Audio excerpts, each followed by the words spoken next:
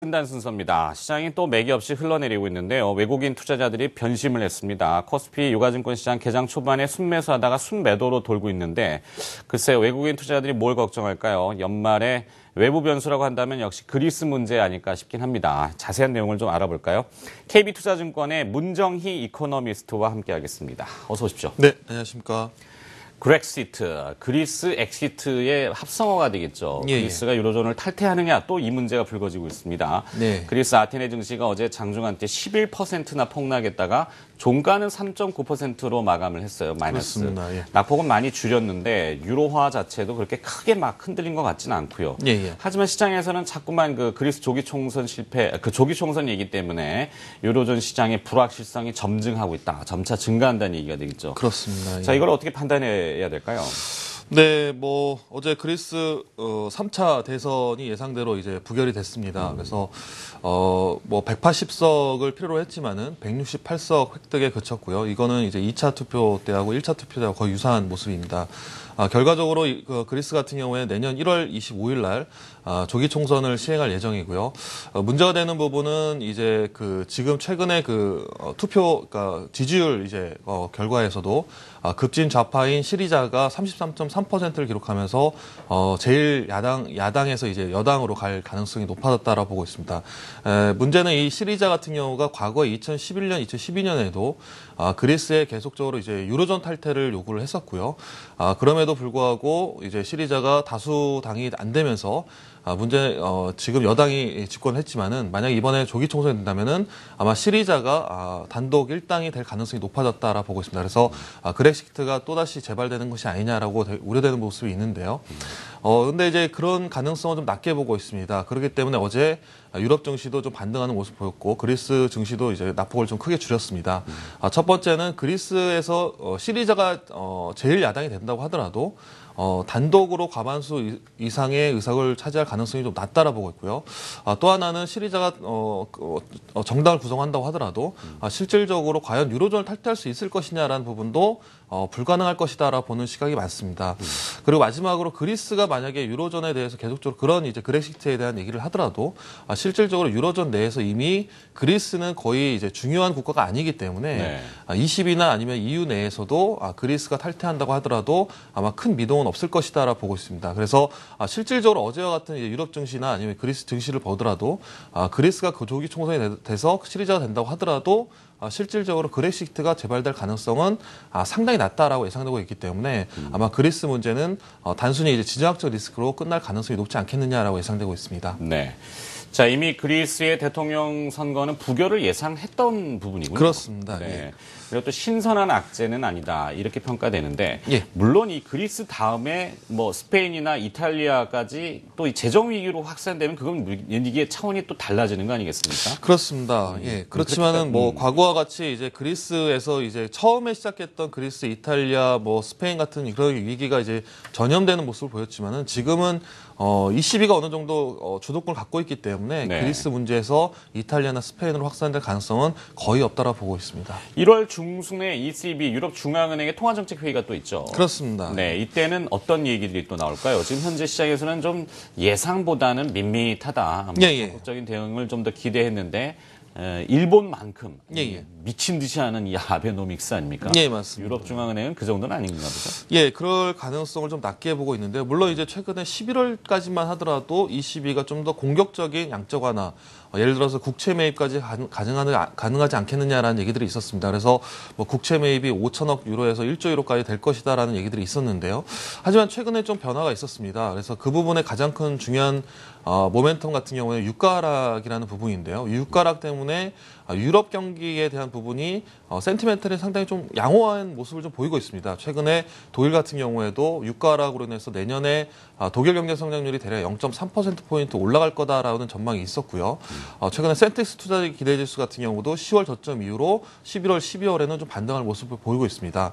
지난주 이제 나왔던 이제 PMI 지수, 그러니까 유럽 PMI 지수 같은 경우도 12월 PMI 지수도 50.8포인트를 기록하면서 11월에 50.1포인트보다 좀 높아졌습니다. 그래서 실질적으로 고실업 저물가는 양상이 맞는데 실제로 유가 하락으로 인해서 제조업 활동이 좀 더 이제 탄력을 받고 있다라는 얘기들이 좀 나오고 있습니다. 그래서 유럽의 ECB 같은 경우는 1월 달에 당장 국채 매입이라는 카드를 꺼낼 가능성을 좀 낮게 보고 있거든요. 그래서 실질적으로 그렇다고 하더라도 뭐 유동성이 줄어드는 거냐 이런 부분도 아니고 유럽 경기가 안 좋아지는 부분에서 유가락이라는 모멘텀이 생기면서 오히려 유럽 경기가 회복될 기미가 보인다는 측면이 시장에 긍정적인 영향을 줄 것이라 보고 있습니다. 그래서 마지막으로 이제 더 안 좋아진다면 ECB가 국채 매입을 꺼내겠지만은 지금은 유가락이라 모멘텀이 생겼기 때문에 아마 ECB의 양적 완화 카드는 좀 더 미루어지지 않을까라고 예상되고 있습니다. 네.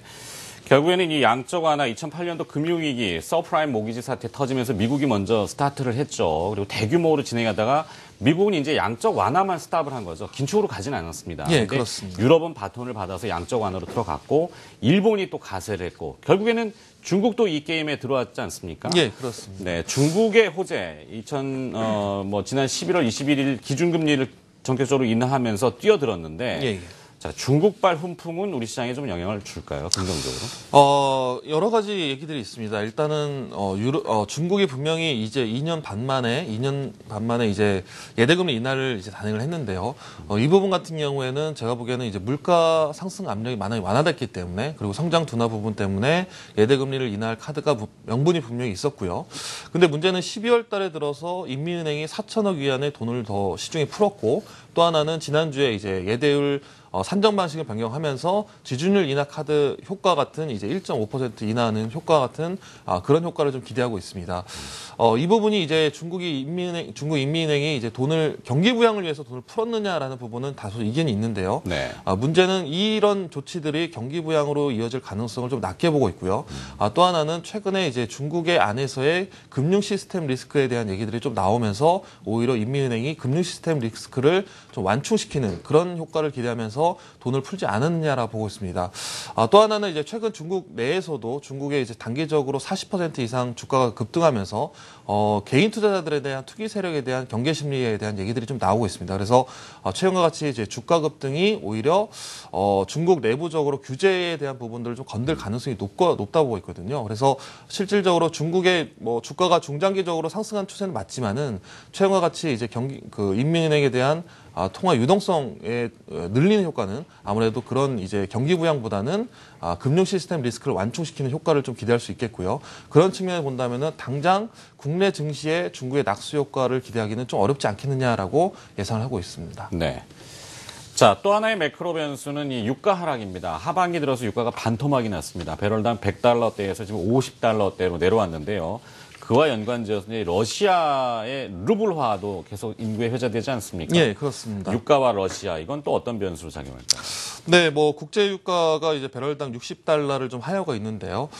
우리가 이제 7월 달에 100달러에서 시작해서 지금 50달러 초반까지 내려왔지만은 전반적으로 이제 80달러 수준으로는 저희가 이제 수요 충격이라고 보고 있습니다. 그러니까 글로벌 원유 수요가 줄어들면서 그로 인해서 배럴당 80달러까지 예상을 하고 있는데요. 그 이하 이제 60달러 이하로 떨어지면서 이제 치킨 게임이 본격적으로 좀 시작된 거 아니냐라고 보고 있습니다. 그래서 그 부분에 대해서는 아무래도 뭐 러시아 타겟 얘기도 있었고요. 뭐 산유국들 같은 경우에도 경쟁적인 그런 모습 때문에 아무래도 정치 경제학적 얘기들이 좀 있습니다. 네. 유가가 이제 60달러 이하로 떨어졌지만은 치킨 게임 같은 경우에는 오래 가진 않을 것이다라고 예상을 하고 있고요.